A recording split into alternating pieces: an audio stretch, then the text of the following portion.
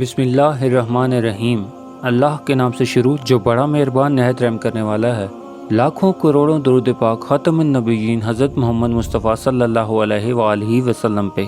گنبد خضرا کے چاہنے والوں کو وقاص احمد کی طرف سے السلام علیکم۔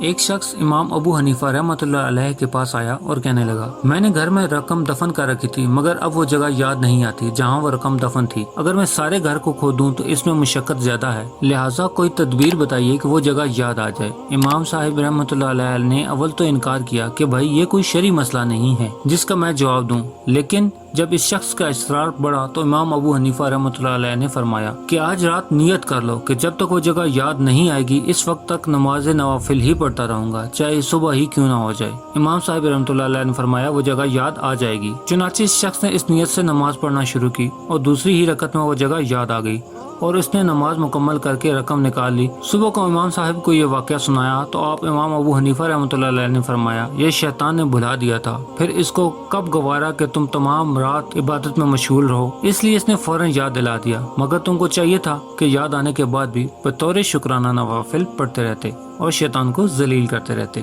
پیارے دوستو، امید کرتا ہوں کہ آپ کو یہ ویڈیو پسند آئی ہوگی تو اسے لائک کر دیں اور مزید اس طرح کی خوبصورت ویڈیو کو دیکھنے کے لیے میرے چینل کو لائک سبسکرائب کرنا ہرگز مت بھولیں۔ بیل کا بٹن بھی دبا دیں تاکہ آپ کو نئی آنے والی ویڈیوز کا نوٹیفیکیشن بھی مل سکے۔ انشاءاللہ ملتے ہیں ایک نئی ویڈیو کے ساتھ، تب تک اپنا خیال رکھیے گا۔ اللہ پاک آپ کو آسانیاں دے اور آسانیاں بانٹنے کی توفیق بھی۔